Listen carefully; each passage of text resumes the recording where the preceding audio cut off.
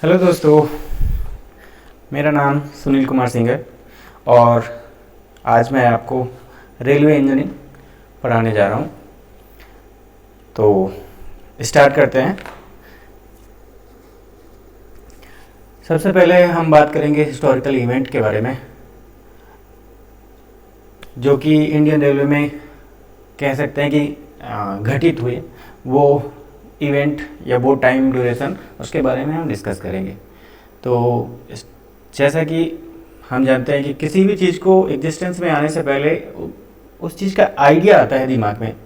तो first time अगर Indian railway का आइडिया या इंडिया में रेलवे की कनेक्टिविटी बनाने का आइडिया जो है वो 1831 और से 1833 के बीच में इसमें काम चला।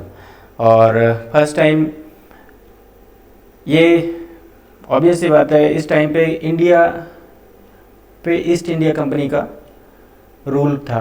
तो दे वर द फर्स्ट पर्सन जो कि इंडियन रेलवे के बारे में उन्होंने सोचा और इंडिया को कनेक्ट कर रेलवे के थ्रू कनेक्टिविटी प्रोवाइड करने के लिए सोचा। एक्चुअली इसके पीछे भी अगर हम बात करें तो कोई उनका ऐसा इंटेंशन नहीं था कि नहीं हम इंडिया को डेवलप करना चाहते हैं या कुछ।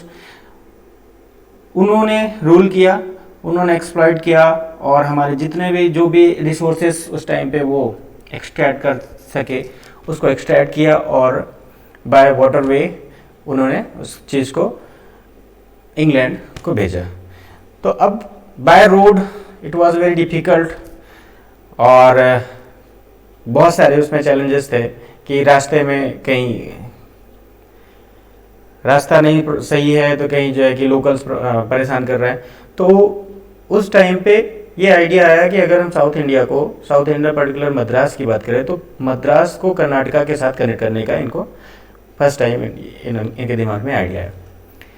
तो 1831 से 1833 के बीच में इस पे कुछ काम हुआ। फिर उसके बाद ये भी ठंडे रस्ते में चला गया और जैसा कि नॉर्मली चल रहा था चल रहा था। फिर उसके बाद 1843 में लॉर्ड डलहौजी आए। उन्होंने एक पॉसिबिलिटी जताई कि हम इंडिया को कनेक्टिविटी प्रोवाइड कर सकते हैं थ्रू रेल। तो उन्होंने एक पॉसिबिलिटी जताई। उसके एक साल बाद मिस्टर RM स्टीफन ने उन्होंने क्या किया, एक east Indian railway company form की। फिर जब कंपनी फॉर्म हो गई तो उसके बाद नेक्स्ट ईयर 1845 से 1846 के बीच में क्या हुआ कि कलकत्ता से दिल्ली के बीच में इन्होंने एक सर्वे कंडक्ट कराया रेल की कनेक्टिविटी प्रोवाइड करने के लिए। बट बस वो सर्वे ही था, जैसा कि नॉर्मली होता भी है कि इनिशियल स्टेज में चैलेंजेस काफ़ी रहते हैं। तो वो थोड़ा सा ठंडे बस्ते में चला गया। फिर 1848 और 49 के बीच में एक काम सैंक्शन हुआ कि हम जो है रानीगंज से हावड़ा को कनेक्ट करेंगे। तो इसके लिए काम तो सैंक्शन हुआ बट उस पर काम स्टार्ट हुआ नहीं। और फाइनली जाके 1850 में काम जब स्टार्ट हुआ वो था बॉम्बे से ठाणे के बीच में। तो 1850 में स्टार्ट हुआ जो कि कंप्लीट हुआ जाके 1853 में। 1853 में ही इंडिया में पहली बार पैसेंजर ट्रेन चली और इसमें 3 डिब्बे थे। 3 डिब्बे जिसमें कि जिनका नाम था साहिब, सुल्तान और सिंध। तो ये था फर्स्ट पहली बार इंडिया में जो भी ट्रेन चली उसके बारे में। और जो फेज था 1850 से 1868 तक का, इसको जो है इंडियन रेलवे डेवलपमेंट में क्लासीफाई किया गया as a early guarantee system. Early guarantee system का मतलब कि जो भी प्राइवेट पार्टनर्स थे उनको एक गारंटी प्रोवाइड किया जाए कि हाँ हमने जो है रेल बिछा दी है, ट्रेन एग्जीक्यूट करा दी है, उसमें ट्रेन हमने रन करा दी है और it will be very beneficial for them for future. तो एक ये गारंटी प्रोवाइड कर रहा था। तो इसलिए जो है first stage development of Indian railway classified as a early guarantee system. और अभी बात करें तो हमारे इंडियन रेलवे में 16 जोन है। नेक्स्ट रेलवे अब हम बात करेंगे रेलवे ट्रैक गेज के बारे में। होता क्या है आखिर और कैसे ये स्टार्ट हुआ, क्या चीज़ होते हैं। तो जो गेज होता है वो अगर जब भी हम देखते हैं कि दो रेल होती हैं, पैरेलल रेल, और उस पर हमारी ट्रेन रन करती है। तो जो पैरेलल रेल होती है तो उसमें जब ट्रेन के जो पहिए होते हैं उसके फ्लैंज इनसाइड होते हैं, तो रेल के इनर फेस का जो डिस्टेंस होता है, inner face to inner face, उसी को हम गेज कहते हैं। तो जैसे कि हमें इसमें मेंशन भी कर रहा है कि gauge is measured as a minimum clear distance between running face of the two rails as shown in a figure. तो और कुछ वेस्टर्न कंट्रीज में इस गेज को डिफाइन करते हैं कि जो अपर पोर्शन होता है, upper portion of the rail, उससे 14 mm नीचे, 1.4 सेंटीमीटर नीचे, clear distance between two rail is defined as the gauge of the track. तो जैसा कि हम जानते हैं कि गेज नॉर्मली 4 प्रकार के होते हैं: standard gauge, broad gauge, metre gauge and narrow gauge. अब स्टैंडर्ड गेज जो होता है वो 1.435 metre inner face to inner face. इसमें भी एक स्टोरी है कि जब वेस्टर्न कंट्रीज में ट्रेन स्टार्ट हुई तो इनिशियली हुआ क्या था कि 5 फीट, इन्होंने 5 फीट की डिस्टेंस पे रेल ले किया था, जो कि आउटर टू आउटर थी। जब फर्स्ट टाइम ट्रेन स्टार्ट हुई तो जो पहिए थे उसके जो फ्लैंज थे वो जब रन करते थे तो रेल के बाहरी सिरे पे रहता था, जैसे कि अभी हम देखते हैं कि अंदर वाले सिरे से रन करता है। फर्स्ट टाइम जब रेल रन की थी तो बाहर सिरे पे था, तो उस टाइम पे तो बाहर से बाहर का था, तो वो 5 फीट था। 5 फीट मतलब कि वो 45 mm का ऊपर का टॉप था। तो इसी में अगर हम जोड़ दें 1.435 प्लस 2 इंटू 45 सॉरी, तो वो बनेगा 1.525। तो फर्स्ट टाइम ये 1.525 था। फिर उसके बाद उसमें कुछ डिफ़िकल्टीज थी तो जो कि सक्सेस नहीं हुआ, तो फिर वो इनर फेस पे फ्लैंज जाके रुका, तो वहीं पे 45 माइनस हो गया दोनों साइड में, और वो बन गया जाके 1.435। फिर उसके बाद ब्रॉड गेज की बात करते हैं, जो कि हम इंडिया में यूज करते हैं, 1.676 मीटर का। मीटर गेज ये भी हमारे इंडिया में यूज होता है 1 मीटर का। और नैरो गेज, इसमें 2 टाइप होते हैं, 0.762 और 0.610। मैंने फिगर में भी मेंशन कर रखा है कि नैरो गेज 2 प्रकार के होते हैं, एक तो 2 फीट जो कि 0.610 और एक 2.5 फीट का। फिर उसके बाद मीटर गेज, स्टैंडर्ड गेज और ब्रॉड गेज। तो ये हुआ गेज। अब इसकी चॉइस कैसे हम चूज करते हैं कि कौन सा गेज हम प्रेफर करेंगे, तो इसके 4 पॉइंट हैं, 4 कंसिडरेशन जिसको हमने ध्यान में रखते हुए हम गेज को चूज करते हैं। फर्स्ट तो cost consideration, then traffic consideration, next physical features of the country and uniformity of the gauge. तो कॉस्ट कंसिडरेशन का मतलब ये हुआ कि हम एक्चुअली अगर हम बात करें तो ये सब एक ही में एक दूसरे से जुड़े हुए। अब कॉस्ट कंसिडरेशन का मतलब आज हम इनिशियल हमारे पास ज़्यादा पैसा नहीं है तो हम ज़्यादा वाइडर नहीं जाएंगे, क्योंकि उसमें फॉर्मेशन भी हमको वाइडर लेना पड़ेगा। फिर बैलास्ट जो हम उसमें ले डाउन करेंगे वो भी हमको ब्रॉडर एरिया में स्प्रेड करना पड़ेगा। उसके जो स्लीपर्स होंगे उसका भी विड्थ ज़्यादा रहेगा, तो वहाँ पे कॉस्ट विल अफेक्ट दिस। तो हम कॉस्ट को कंसिडर करते हुए भी इस पे जाते हैं। फिर ट्रैफिक की बात करें कि कितना ट्रैफिक हमको मूव कराना है या कितना ट्रैफिक है हमारे पास जिसके लिए हम ये सुविधा प्रोवाइड कर रहे हैं। अगर ज़्यादा ट्रैफिक है नहीं तो हम वहाँ पे वाइडर रेल प्रोवाइड करके करेंगे क्या। तो ट्रैफिक भी एक कंसिडरेशन फैक्टर हो जाता है जो कि हमारे गेज को डिसाइड करता है। फिर उसके बाद physical features of the country. इसमें क्या होता है कि जैसे प्लेन है, प्लेन में तो हमको ईजी है ले करना, फॉर्मेशन करना, एवरीथिंग, तो हम यहाँ पे वाइडर गेज के लिए जा सकते हैं। जैसे कि हम ब्रॉड गेज के लिए जा सकते हैं।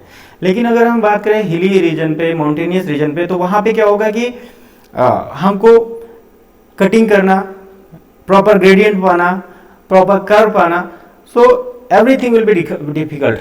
तो उस केस में हम क्या करते हैं कि नैरो गेज में के लिए हम प्रेफर करते हैं, नैरो गेज हम चूज करते हैं। फिर यूनिफॉर्मिटी ऑफ गेज, अब होते क्या है कि इसके बारे में तो हम थोड़ा बाद में डिस्कस करेंगे, लेकिन अभी हमारे पास क्या है कि ब्रॉड गेज है। तो अब ब्रॉड गेज है, कंडीशन हमको कंडीशन भी फेवरेबल है, तो हम क्या सोचेंगे कि ब्रॉड गेज ही कंटिन्यू कर सके, जिससे कि हमको कंटिन्यूटी बनी रहे। ऐसा ना हो कि हम फिर से प्लेटफॉर्म चेंज करने पड़े, फिर पूरा ऑपरेशन सेकेंड स्टार्ट करना पड़े, सेकेंड वे में स्टार्ट करना पड़े। तो उसके लिए भी हम ये भी हमारे गेज को चूज करने में हेल्प करता है। Next, problem caused by the change of gauge. अब जैसा कि हमने कहा कंटिन्यूटी, अब उसमें कंटिन्यूटी नहीं हुई तब क्या होगा कि अगर डिफरेंट गेज आ जाते हैं तब हम क्या करेंगे। तो उसके लिए उसमें कई सारी प्रॉब्लम है जो कि वन बाई वन हम डिस्कस करें। Inconvenience of the passenger.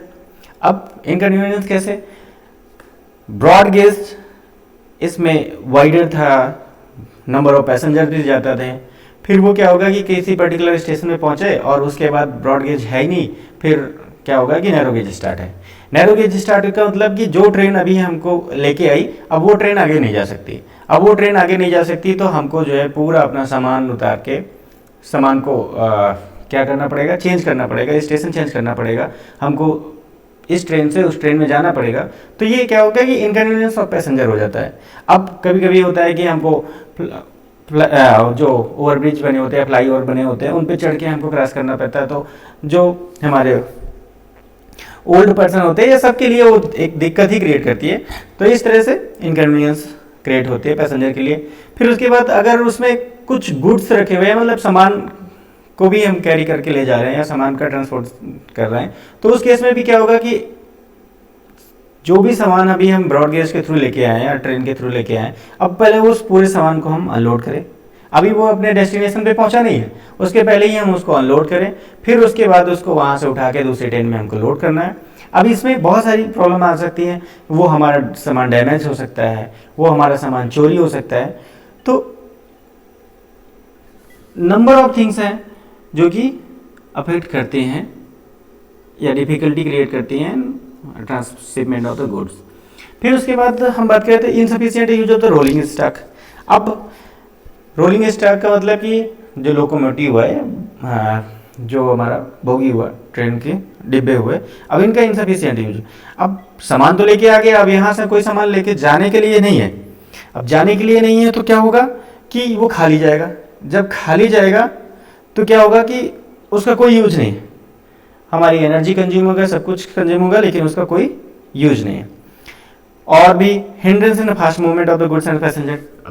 Simple सी बात है, ट्रेन आई, रुकी, फिर उसके बाद दूसरे ट्रेन में पूरा सामान या पैसेंजर फिर से लोड हुए, तो उसमें क्या होगा कि हिंड्रेंस क्रिएट हुआ, किसमें, फास्ट मूवमेंट में, जो कि हम कम से कम नहीं तो 15 से 20 मिनट हम स्टेज में अपना स्पेंड करेंगे अगर हमको पैसेंजर अगर मूव कराना होगा। Even we should consider around 30 minute. तो ये भी हम क्या कह रहे हैं कि एक हम डिले क्रिएट कर रहे हैं। फिर उसके बाद additional facility required as a station and yard, जो कि हमारा जो भी स्टेशन और यार्ड हमारा ब्रॉड गेज के लिए है, वो हमारे नैरो गेज के लिए हमें यूज नहीं होगा, तो फिर हम उसके लिए अलग से फैसिलिटी प्रोवाइड करनी पड़ेगी। फिर उसके बाद एक तरह से ये भी कह सकते हैं कि जितना फास्ट मूवमेंट हम ट्रेन का रखेंगे, जितना सामान ज़्यादा से ज़्यादा कैरी करके लेकर जाएंगे, उस एरिया का विकास भी उतनी ही तेजी से होगा। और सेम केस अगर हम कम सामान लेके हम कैरी कर पा रहे हैं या फिर हम जो है कि स्लो मूवमेंट करा पा रहे हैं, तो फिर ये भी हमारे इकोनॉमिक ग्रोथ को अफेक्ट करेगा। तो फिर difficulties in balance economic growth होता है। तो इन सबको देखते हुए इंडियन रेलवे ने डिसाइड किया कि एक ऐसी पॉलिसी लाई जाए जो कि हमारे पूरे ऑल ओवर इंडिया में सेम गेज हम दे सके। तो एक पॉलिसी लाई गई जिसको uni gauge policy of Indian railway कहा गया, जो कि 1992 में लाई गई। फिर उसके बाद क्या हुआ, सारे जो भी हमारे पास एग्जिस्टिंग ट्रैक थे भी, तो उन ट्रैक को हटा के एक नॉर्मल क्या है, एक स्टैंडर्ड गेज हम फिक्स किए, जो कि ब्रॉड गेज हमने अज्यूम किया, हमारे इंडियन रेलवे ने अज्यूम किया, और ब्रॉड गेज हमने पूरे ऑल ओवर इंडिया में बिछाने का फैसला किया। फिर अगर देखें इसके प्रॉफिट क्या क्या है, तो सिंपल सी बात है, जो भी उसके प्रॉब्लम्स थे इसके प्रॉफिट बन जाएंगे। तो जो भी हमने प्रॉब्लम्स अभी इसमें डिस्कस किए, ये सारे इसके प्रॉफिट हो जाएंगे। फिर नेक्स्ट बात करें तो लोडिंग गेज। अब लोडिंग गेज क्या होता है, जब भी हम ट्रेन के थ्रू सामान को, गुड्स को कैरी करके कहीं लेके जाते हैं, तो उसको हम लोड करते हैं। अब आपने देखा होगा कि रोड ट्रांसपोर्ट में हम क्या देखते हैं, कभी कभी अगर देखो तो कुछ ऐसे गाड़ी होते हैं, या नॉर्मली हम ट्रैक्टर की बात करें तो हमारे गांव साइड हम लोग देखते हैं, उसमें अगर भूसा भर देते हैं तो भूसा ऐसा हो जाता है कि ट्रैक्टर दिखाई नहीं देता और वो पूरी रोड को कवर करके चलता है। अब वो तो रोड है, उसमें तो चल जाएगा, लेकिन यहाँ पे क्या होगी कि ये रेल है, रेल के साइड में बहुत सारे ऐसे फैसिलिटीज़ प्रोवाइड की जाती हैं जो कि हिंड्रेंस क्रिएट करते हैं अगर ज़्यादा डायमेंशन हो गया तो इसलिए हमको जो भी लोडिंग का या फिर मैक्सिमम जो भी डायमेंशन होगा अपना वैगन्स का या लोकोमोटिव का, उसको फिक्स करना पड़ता है। तो उसको फिक्स करने के लिए हम लोडिंग गेज क्रिएट करते हैं कि जो भी हम सामान लोड करेंगे वो हमारी मैक्सिमम हाइट या मैक्सिमम विड्थ से ज़्यादा नहीं होना चाहिए। और उसको हमने कुछ फिक्स भी किया है कि ब्रॉड गेज के लिए मैक्सिमम हाइट जो होनी चाहिए वो 4140 mm, जो कि 13 फीट 7 इंच, और मैक्सिमम विड्थ की बात करें तो ये 3250 10 फीट 8 इंच के, इससे ज़्यादा नहीं होना चाहिए। और नैरो गेज के केस में क्या बात करें तो नैरो गेज ऑब्वियस सी बात है, वो पतला गेज होता है, तो उसमें विड्थ भी कम हो जाएगी और हाइट भी कम हो जाएगी, तो वहाँ पे 3455 mm, और विड्थ की बात करें तो मैक्सिमम 2745 mm होती है। फिर आ जाता है कंस्ट्रक्शन गेज। अब ये गेज जैसा हमने पहले ही इनिशियल में बताया था, तो वो गेज नहीं है कि clear distance between the parallel rail, वो नहीं है। कंस्ट्रक्शन गेज क्या होता है कि जैसे अभी हम अर्लियर बात किए कि लोडिंग गेज, अब लोडिंग गेज में हम एक डायमेंशन फिक्स करते हैं, इससे ज़्यादा हम नहीं दें। तो सेम कंस्ट्रक्शन गेज में कि अगर हम कोई भी स्ट्रक्चर या परमानेंट स्ट्रक्चर हम बनाएंगे, जैसे कि रोड हुआ, टनल हुआ, तो उसमें कुछ क्लियरेंस प्रोवाइड करेंगे in comparison to loading gauge. तो लोडिंग गेज में अगर हम क्लियरेंस ऐड कर दें, उसके बाद जो डायमेंशंस आती हैं उसको हम बोलते हैं कंस्ट्रक्शन गेज। फिर दूसरा टॉपिक है माउंटेन रेलवे। अब माउंटेन रेलवे, अब इसके कुछ स्पेशल फीचर्स होते हैं, अगर ये सेटिस्फाई हो रहे हैं या फिर माउंटेन रेलवे है तो ये वाले फीचर्स इसके सेटिस्फाई होंगे ही होंगे। इसमें ग्रेडियंट जो होता है वो मोर देन 3% होता है। गेज जो डिसाइड ये चूज करते हैं वो हम नैरो गेज लेके चलते हैं। नैरो गेज इसलिए कि कटिंग में या फॉर्मेशन कटिंग में या हमको जो भी ले डाउन करना है उसमें बहुत ज़्यादा हम कटिंग नहीं कर सकते, तो हम नैरो गेज उसको कंसिडर करके चलते हैं। कर्व के जो एंगल जो फॉर्म होता है वो अप टू 40 डिग्री तक चला जाता है, और इसमें जो अलाइनमेंट हम चूज करते हैं वो जिगजैग हो सकता है, स्विच बैक हो सकता है, स्पाइरल हो सकता है। ये सारे जो हैं केवल क्या करते हैं, हाइट को अचीव करने के लिए ये अलाइनमेंट हम चूज करते हैं। अब जिगजैग में क्या हुआ है, हमको एक पहाड़ी पे चढ़ना है, तो हम सीधा तो हम पहाड़ी पे चढ़ नहीं सकते, तो उसमें हम जिगजैग वे में चलेंगे। वैसे ही स्पाइरल मतलब पूरी पहाड़ी को गोल गोल घूमते हुए हम ऊपर तक चढ़ेंगे। और स्विच बैक में भी एक जिगजैग का ही एक मॉडिफाइड फॉर्म है स्विच बैक। फिर उसके बाद रैक रेलवे की बात करते हैं। रैक रेलवे क्या होता है कि अगर ग्रेडियंट जो है स्टीप है मोर देन 3%, और वहां पे चांसेस ऐसे बन रहे हैं कि हमारा जो भी रोलिंग स्टॉक है, वो क्या है, रोलिंग यूनिट, वैगन या फिर उसके लोकोमोटिव, वो स्लिप बैक हो सकते हैं, बैक में स्लिप हो सकते हैं, क्योंकि उसका जो भी फोर्स लग रहा है तो वो फोर्स डाउनवर्ड लगेगा, और वो जो है आगे अपवर्ड फोर्स से अगर ज़्यादा हो गया तो वो स्लिप कर सकता है। तो उस केस में हम क्या करते हैं, एक एक्स्ट्रा रेल प्रोवाइड करते हैं in between two main rail. अब इसमें क्या होता है, ग्रूव बने होते हैं, और जो भी हमारा रोलिंग स्टॉक होता है उसमें एक एक्स्ट्रा व्हील प्रोवाइड करते हैं उसके मिडिल में, जो कि इस ग्रूविंग रेल पे चलता है। अब जब ये ग्रूविंग व्हील ग्रूविंग रेल पे चलेगा, अगर हमको ट्रेन को स्टॉप करना है, ब्रेक अप्लाई करते हैं, तो वो क्या करेगा, उसी ग्रूव में एक दूसरे में फंस जाएगा, एक फ्रिक्शन ज़्यादा डेवलप करेगा। तो उस केस में वो क्या कहते हैं कि हमारा जो ट्रेन है वो स्टॉप हो जाती है। तो ये फायदे होते हैं रैक रेलवे में। फिर उसके बाद हम बात करते हैं standard width of the formation. Exam point of view से इंपॉर्टेंट है, अभी मल्टीपल चॉइस में ये क्वेश्चन पूछे जाते हैं कि सॉरी इसमें मीटर गेज ना होते हुए ब्रॉड गेज है। तो ब्रॉड गेज में एम्बैंकमेंट जो है, अगर सिंगल लेन की बात करें तो उसका विड्थ हम लेके चलते हैं 6.10। अगर वहीं पे कटिंग कर रहे हैं तो उसके लिए हम 5.40 फॉर्मेशन विड्थ लेके चलते हैं। डबल लेन में एम्बैंकमेंट है तो 10.82 मीटर लेते हैं, और कटिंग है तो 10.20। सिमिलरली मीटर गेज में बात करें तो एम्बैंकमेंट जो है 4.88 मीटर लेके चलते हैं, और डबल लेन में 4.84 मीटर लेके चलते हैं। कटिंग के केस में वही 4.27 हो जाता है, और डबल लेन में 8.23 हो जाता है। और जब हमारा फॉर्मेशन कंप्लीट हो जाता है, और हम उस पर जो है बैलास्ट प्रोवाइड कर देते हैं, फिर हमारा काम स्टार्ट होता है प्लेट लेइंग और ट्रैक लेइंग का। तो ये सब आज के लेक्चर में था। नेक्स्ट हम आगे कंटिन्यू करेंगे। Thank you.